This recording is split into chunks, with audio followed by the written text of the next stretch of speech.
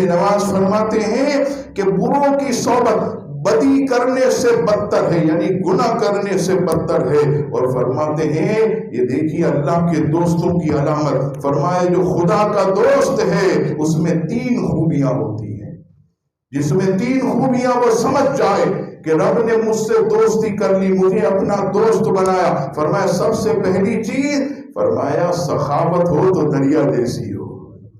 یہ بڑوں کی باتیں بھی ایسی ہوتی ہیں، کبھی میں غور کرتا ہوں تو کہتا ہوں ایسا لگتا ہے یہ بولتے نہیں، انہیں بلوایا جاتا۔ کہتے ہیں سخاوت دریا جیسی ہو، جتنا چاہے جو لے جائے، دریا میں کمی نہیں ہوتی، نہ ہی کسی کو روکتا۔ اور فرمایا دوسری، اگر محبت اور شفقت اور پیار ہو تو سورج جیسا ہو۔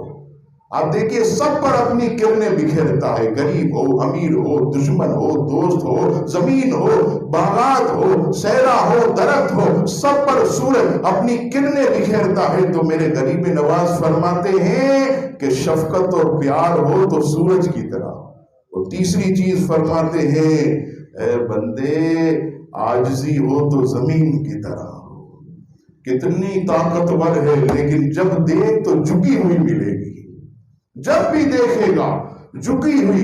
اور میرے غریب نواز اتنی بڑی شان و عظمت کے مالک کبھی ایسے نہیں چلتے تھے، ارے جب بھی چلتے تھے ہاتھ میں تسبیح جا نماز ہوتا اور سر کو جھکا کر چلتے، کیونکہ وہ جانتے تھے کہ جو رب کے لیے جھکتا ہے اللہ تعالیٰ اسے بلند و بالا کر دیتا، جو اللہ کے لیے عاجزی اختیار کرتا ہے اللہ تعالیٰ اس کو بلندی کی نعمت عطا کرتا ہے۔